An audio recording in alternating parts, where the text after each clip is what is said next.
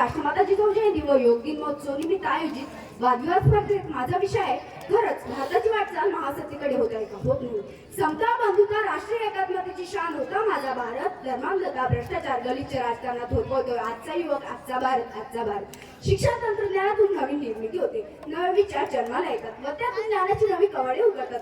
अशी उच्च विचारसरणी भारतात रुजत असतानाच आंतरराष्ट्रीय स्तरावर भारत महासत्ता होण्याचे स्वप्न डॉक्टर APJ अब्दुल कलाम यांनी विजन 2020 असे मांडले होते.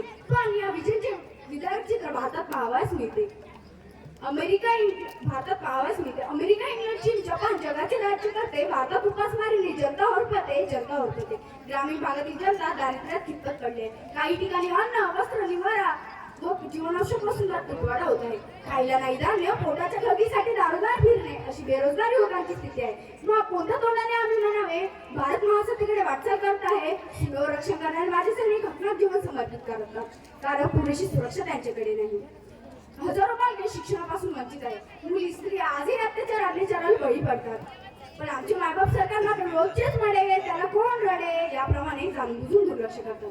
स्त्री पुरुष समानता, वैज्ञानिक दृष्टिकोन, नीतिमत्ता, राष्ट्रीय एकात्मता, विविधतेतून एकता हे सर्व काही बंद पुस्तकाची शोभा वाढतात. पण प्रत्यक्षात मात्र आजही स्त्रिया गुंड्यासाठी स्त्रियांना जाळले जाते. हे विदारक सत्य नाकारता येणार नाही.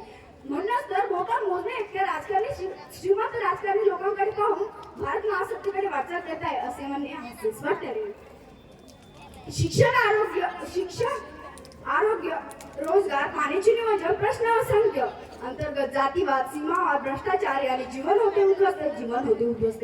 हे प्रश्न सोडवण्यासाठी पुरेशी साधने, नैसर्गिक साधन संपत्ती व त्यापेक्षा महत्वाचे म्हणजे राजकारण्यांची इच्छाशक्ती आहे का?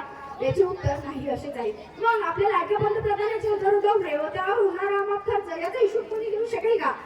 असे होणारे हजारो दौरे व धर्मांधतेच्या नावाखाली होणारा अमाप खर्च होतो तो जनतेच्या खिशातूनच.